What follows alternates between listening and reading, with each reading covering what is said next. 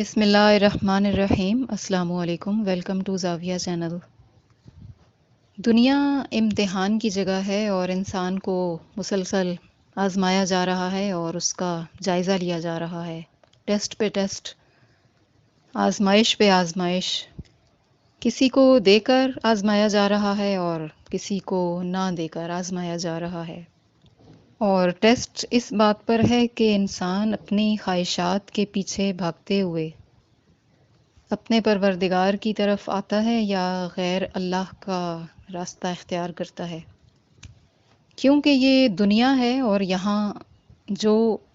مانگا جائے وہی سب کچھ مل نہیں جاتا، بلکہ آپ جو مانگتے ہیں اسی پر آپ کی آزمائش شروع ہو جاتی ہے، کبھی دے کر اور کبھی نہ دے کر۔ کچھ تو صبر کر لیتے ہیں اور اللہ تعالیٰ کی رضا حاصل کرنے کے لیے وہ سوچتے ہیں کہ اس میں کوئی مصلحت ہوگی۔ قرآن مجید بھی ہم سے کہتا ہے کہ بعض اوقات تمہیں جو چیز بہت اچھی لگ رہی ہوتی ہے اس میں تمہارے لیے خیر نہیں ہوتی، اور جسے تم بالکل پسند نہیں کرتے بعض اوقات اس میں تمہارے لیے بہت بھلائی ہوتی ہے۔ کچھ طبیعتیں فطرتاً صابر ہوتی ہیں، کچھ طبیعتیں فطرتاً شکر کرنے والی، کچھ میں ضد اور انا ہوتی ہے، ہٹ دھرمی اس طرح کی کہ وہ کسی قسم کا سمجھوتا کرنے پہ تیار نہیں۔ قرآن مجید میں اللہ تعالیٰ اور ابلیس کے بیچ ایک مکالمہ ہے۔ جب آدم علیہ السلام کو سجدہ کرنے کا حکم دیا گیا تو تمام فرشتوں نے سجدہ کیا اور ابلیس نے نہ کیا۔ اس نے کہا کہ یہ مجھ سے کم تر ہے، یہ مٹی سے بنایا گیا ہے، میں اس سے برتر ہوں۔ وہ خاک کے پتلے کو دیکھ رہا تھا مگر وہ یہ نہیں سوچ رہا تھا کہ حکم کس کا ہے۔ پھر اسی خاک کے پتلے نے اس کو میدان کربلا میں حیران کر دیا۔ اقبال رحمۃ اللہ علیہ فرماتے ہیں، وہ ایک سجدہ جسے تو گراں سمجھتا ہے، ہزار سجدوں سے دیتا ہے آدمی کو نجات۔ اس مکالمے میں اس نے راندہ درگاہ ہوتے ہوئے کچھ مطالبات کیے کہ میں تیرے بندوں کے سامنے سے، پیچھے سے، دائیں سے، بائیں سے، اوپر سے، نیچے سے، ہر طرف سے میں ان کے راستے میں آؤں گا، میں ہر طرف سے ان کو ایمان کے راستے سے ڈی ٹریک کروں گا، اور تو بہت کم لوگوں کو اپنے راستے پر پائے گا۔ تو کہا گیا کہ پھر ان کا انجام بھی تیرے ساتھ ہی ہونا ہے، جو میرے بندے ہوں گے وہ تیرے راستے پہ نہیں چلیں گے۔ عام طور پر انسان اس مقولے پر جی رہے ہوتے ہیں کہ یہ نہ کیا تو پھر کیا جیا، کھانے پہ آئے تو کھاتے چلے گئے، حرام ہے یا حلال ہے، فکر کی کیا بات ہے، جان اگلا کہیں ڈٹھا۔ یوم جزا اور سزا پر یقین ہی نہیں قائم ہوا تھا، یا ابھی توفیق اور ٹرننگ پوائنٹ زندگی کے راستے پر آیا ہی نہیں، جہاں اس نے اپنے پروردگار کی طرف دیکھنا ہے، اس کی طرف پلٹنا ہے۔ خواہشات کا گھوڑا بے لگام ہو جائے تو پھر آپ اس پر سوار ہو کر دوسروں کا حق روندتے چلے جاتے ہیں۔ معاشرے میں ایسی مثالیں بکھری پڑی ہیں، ایسے بہت سے لوگوں کی زندگیوں کے حالات سامنے آئے جہاں ایک سگے بھائی نے یہ دیکھ کر کہ دوسرے کو مجھ سے ذرا بہتر مکان یا جائیداد کا حصہ چلا گیا ہے، پھر وہ کسی سفلی عامل کے پاس گیا اور اس نے ایسا عمل کروایا کہ وہ بھائی اپنے بچوں کے ساتھ جب بھی اس مکان میں آیا وہ بیمار پڑ گئے۔ انہوں نے کئی دفعہ اس میں آباد ہونے کی کوشش کی، لیکن دین سے نابلد ہونا اور دین سے ناواقفیت اور شرک اور ایمان جیسے معاملات کو سمجھنے کی صلاحیت دونوں ہی میں برابر تھی، یعنی بالکل نہیں تھی۔ پہلے کو یہ نہیں معلوم تھا کہ خواہش کے بے لگام گھوڑے کو لگام کیوں ڈالنی ہے اور کیسے ڈالنی ہے۔ دوسرے کو یہ معلوم نہیں تھا کہ اب اس مصیبت سے کیسے نکلنا ہے اور کون نکالے گا۔ کہیں مکان اور جائیداد کے لیے، کہیں شوہر کو قابو کرنے کے لیے، کہیں داماد کو اپنی بیٹی کی محبت میں پاگل کرنے کے لیے، کہیں میاں بیوی میں جدائی ڈالنے کے لیے، اور کہیں اولاد غیر اللہ سے مانگنے کے لیے لوگ ایسے ڈھونگی بابوں کا رخ کرتے ہیں جو ان کے ایمان پر ڈاکہ ڈالتے ہیں، بلکہ ایمان پر ڈاکہ پہلے ہی پڑ گیا ہوتا ہے، اسی لیے وہ ادھر کا رخ کرتے ہیں۔ اب یہ اس سلسلے میں کرتے کیا ہیں؟ آخر یہ کیا طریقہ اختیار کرتے ہیں؟ اس سلسلے میں سائنٹیفک پروفز بھی ہیں اور قرآن مجید کے ثبوت بھی موجود ہیں۔ جادو کا علم اتارا گیا تھا حضرت سلیمان علیہ السلام کے زمانے سے لے کر تاریخ میں اس کا ذکر مسلسل ملتا ہے۔ 2 فرشتے ہاروت اور ماروت کو زمین پر اتارا گیا اور انسانوں کی آزمائش کے لیے، اور جب بھی ان کے پاس کوئی جادو سیکھنے آتا تھا تو وہ کہتے تھے کہ یہ تو انسان کی آزمائش کے لیے اتارا گیا ہے اور تم ایسا مت کرو، لیکن جو سیکھنے پر بزد ہوتا تھا اس کو وہ سکھاتے تھے،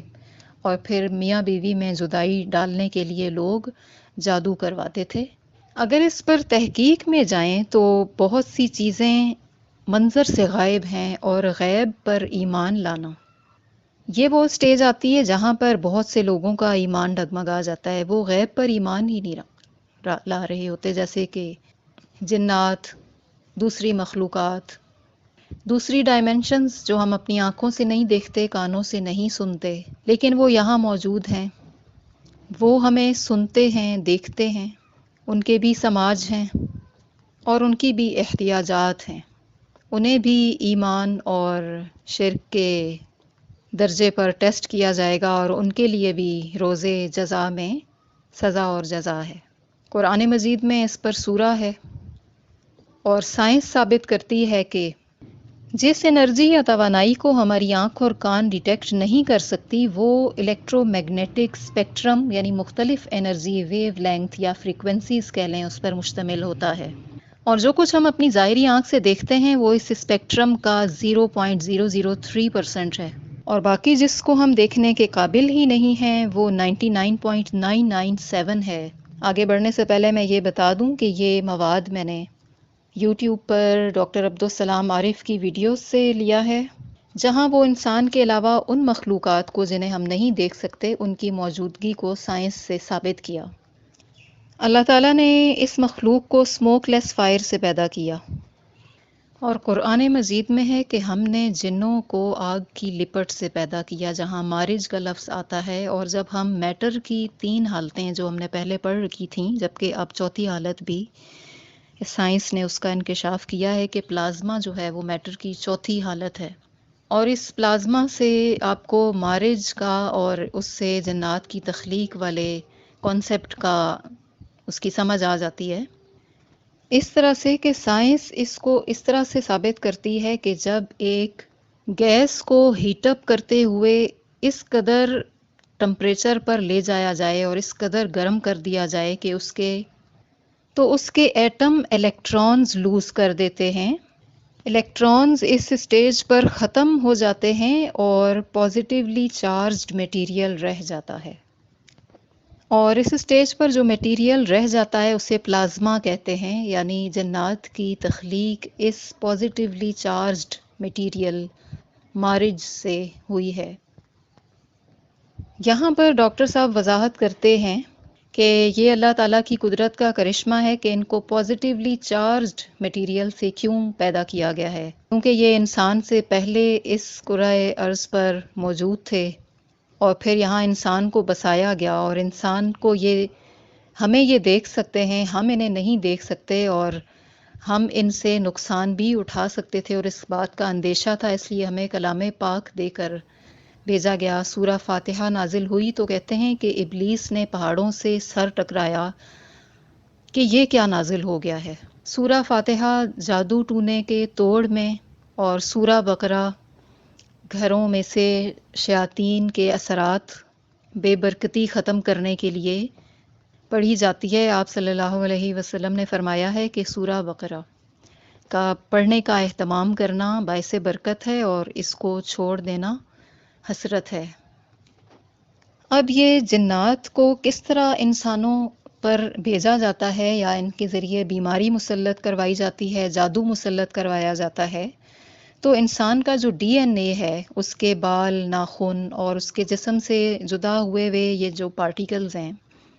پھر اس کے استعمال شدہ کپڑے یا جوتے جس میں اس کے جسم کی مہک ہو، پسینے کا اثر ہو، اس کے ذریعے اس انسان کی طرف ان چیزوں کو اٹریکٹ کروا دیا جاتا ہے، یعنی یہ ایک راستہ ہو جاتا ہے اس ڈائمنشن میں اور اس شخص کے اوپر انٹری کا، جنہیں ہم نہیں دیکھ سکتے لیکن وہ ہمیں دیکھ سکتے ہیں۔ پھر کلام پاک دیا گیا، اور جو ہماری ڈھال ہے، حفاظتی حصار ہے، تو جب ہم قرآن مجید پڑھتے ہیں تو ایک تو کلام پاک کی پازیٹیو انرجی اور پھر انسان کی آواز، یہ دونوں انرجیز جب مل کر سفر کرتی ہیں فضا میں، یا بے آواز بھی پڑھا جائے تو پازیٹیو کو ریپیل کرتا ہے، یعنی دور کرتا ہے۔ تو کلام پاک پڑھنے سے یہ مخلوقات اپنے حد میں رہتی ہیں اور آپ کے قریب حاضر نہیں ہو سکتی، اور قرآن مجید میں باقاعدہ آیت بھی موجود ہے کہ میں پناہ مانگتا ہوں اللہ کی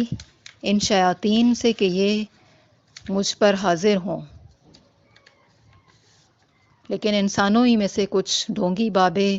اپنا ایمان بیچ کر اس اسفل السافلین کے درجے تک گر جاتے ہیں کہ وہ ان شیاطین سے ہاتھ ملا لیتے ہیں۔ کہتے ہیں کہ ایک فاسق سے فاسق مسلمان بھی جو ہے وہ ایک جن سے درجات میں اوپر ہوتا ہے، کیونکہ اسے اللہ نے تو اشرف المخلوقات بنایا تھا، لیکن اس نے اپنا ایمان بیچ کر ان گھٹیا اپنے سے کم تر مخلوقات کے ساتھ ہاتھ ملایا، ایگریمنٹ کیے اور اپنی نفسانی خواہشات اور اقتدار کے حصول کے لیے انسانی جانوں کی بلی چڑھائی۔ ٹاپک پر مزید ڈیٹیل کے لیے ملتے ہیں نیکسٹ معلوماتی ویڈیو میں۔ اپنا اور اپنے پیاروں کا خیال رکھیے گا۔ اللہ حافظ۔